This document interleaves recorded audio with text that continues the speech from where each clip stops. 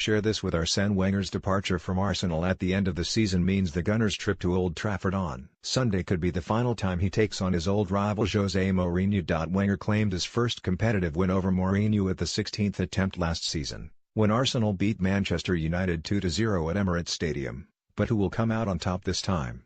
BBC football expert Mark Lawrenson says, from Wenger's point of view, hopefully he won't be stood up in the stands this time, looking for a seat like he was when he was sent off there in 2009. That was comical. But I just cannot look beyond a United win. I thought they dealt really well with Tottenham in the FA Cup semi-final last week and they will be too strong for the Gunners.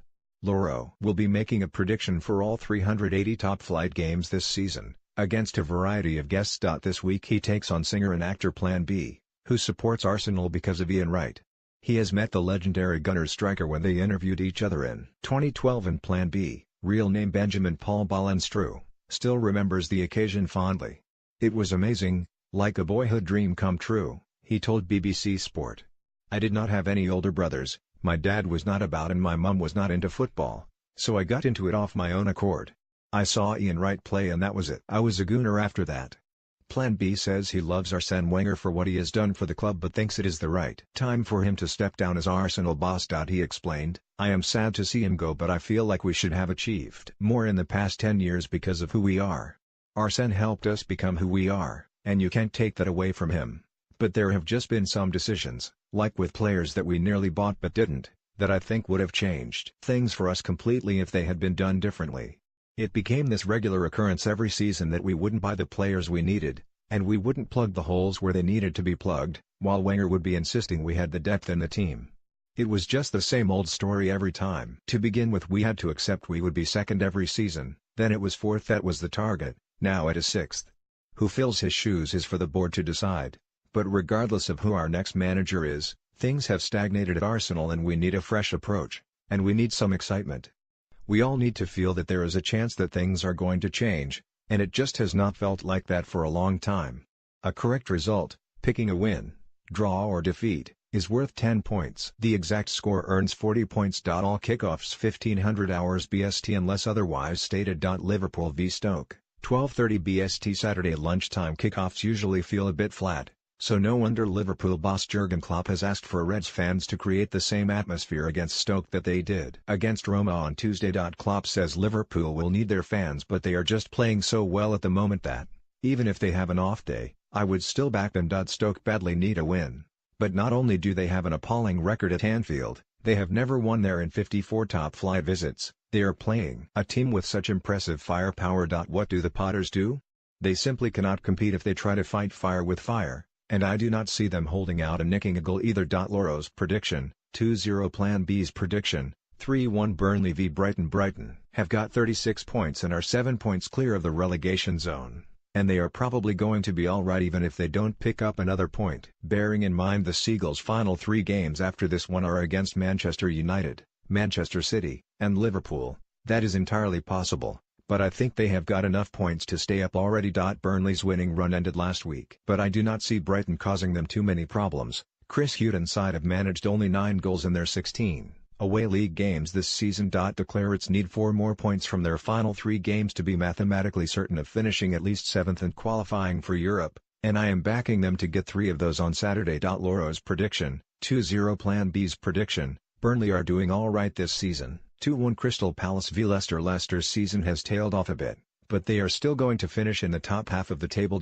Crystal Palace are not safe yet, but a point here should be enough to keep them up, and that is exactly what I think they will get. Considering he took over when the Eagles did not have any points after 7 games, and his main striker Christian Benteke has only scored 2 league goals all season, Palace boss Roy Hodgson has done a terrific job. Lawro's prediction, 1-1 Plan B's prediction, 1-1 Huddersfield v Everton. Everton fans are just waiting for the season to end to see what happens to their manager Sam Allardyce, but the next couple of weeks are going to be huge for Huddersfield. The Terriers are another side who probably only need 1 more win to stay up and secure another year in the Premier League, so this is their cup final, their biggest game of the season. Media playback is not supported on this device. When Huddersfield started to slide in the new year I could not see them staying up. Everyone had worked out what they were doing.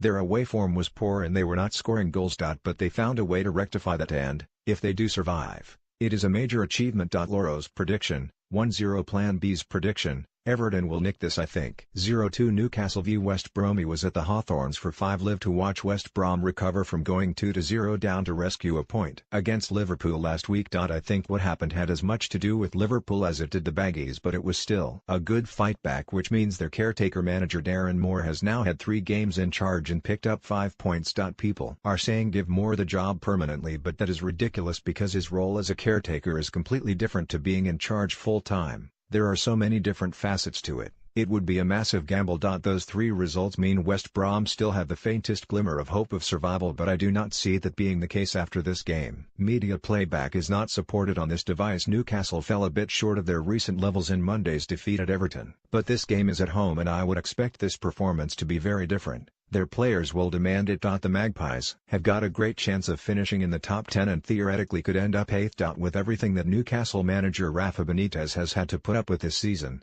that is almost best case scenario. Lawro's prediction, 2-0 Plan B's prediction, 2-1 Southampton v Bournemouth. Southampton have picked up 1 point from Mark Hughes' first 5 league games and are in massive trouble towards the bottom of the table. But with just 2 points from their past 4 league games, Bournemouth are having one of those spells they seem to get where they have a bit of a stutter. The Cherries tend to go on long runs of similar form whether it is good or bad, and I just have a feeling that Saints are going to nick it. This is Southampton's biggest match of the season, far bigger than last weekend's FA Cup semi-final, and I think we will see a response from them. Lawro's prediction, 2-1 Plan B's prediction, 1-1 Swansea v Chelsea, 17:30 BST. If Southampton do beat Bournemouth, they will only be a point behind Swansea, who will kick off this game shortly after the final whistle at St Mary S. Swansea are back in trouble because they have only managed 3 draws in their past 5 games, although their only 2 defeats in that run came at Old Trafford and Etihad Stadium. I don't see them returning to winning ways here,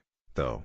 Chelsea have not been in great form in the league, but they have showed their quality by reaching the FA Cup final. Lawro's prediction, 0-2 Plan B's prediction, 1-3 West Ham v Man City, 14:15 BST. West Ham lost heavily against Arsenal last weekend, and they will have to be careful that something similar does not happen again on Sunday. Manchester City might have the title in the bag already, but there is no way their manager Pep Guardiola will let them take the foot off the gas. City want to break records, be it for most points in a Premier League season or most goals, and they will be going for it at London Stadium. I just don't see the Hammers stopping them. Lawro's prediction, 0-2 Plan B's prediction, I think Man City might smash them. 0-4 Man United v Arsenal, 16:30 BST. United are looking very good for second place now, it is in their hands, and with games against Brighton, West Ham and Watford to come after this one, I don't see them letting it slip. Could Wenger's record against Mourinho give him extra incentive to try to beat United on their own turf again, like they did when they won the title at Old Trafford in 2002? No. I think he will be more bothered about his side's Europa League semi-final, and trying to get them through that. Lawro's prediction, 2-0 Plan B's prediction, Alexis Sanchez will probably score against us for United. That is the way it usually goes down, isn't it? But come on Arsenal. 1-2 Tottenham v Watford, 20:00 hours BST. Harry Kane does not quite look fit to me, although he has had since last Tottenham's FA Cup semi-final defeat last Saturday to try to change that. Watford have inched their way to safety, and I think they will be fine now with 38 points. You could not say they have done it in style, though, because they have not won for 6 matches. I cannot see them ending that run on Monday night, either. Spurs will win at Wembley this time. Lawro's prediction, 2-0 Plan B's prediction, 4-0 Lawro was speaking to BBC Sports' Chris Bevan. On FA Cup semi-final weekend, Lawro got both results correct, with 1 perfect score, for a total of 50 points. He was up against BBC Asian Network presenter Noreen Khan, who also called both games correctly, with 1 perfect score. They both had a 100% success rate. From last week's 10 Premier League games, including the midweek games, Lawro got 6 correct results, including 2 perfect score, from 10 matches for a total of 120 points. He beat Khan, who got 4 correct results, including 2 perfect scores, for a total of 100 points. Shows weeks where Lawro had more than one guest, and only the highest score contributed to the guest total. Shows weeks where guest total does not include all rearranged games. Lawro's best score, 170 points, week 30 v Arnie and Justin from the Vaccines. Lawro's worst score, 40 points, week 4 v Human Yora and Bell, week 5 v Non-Stanford, week 21 v Darren Campbell, and week 23 v Sharich and Baines. Share this with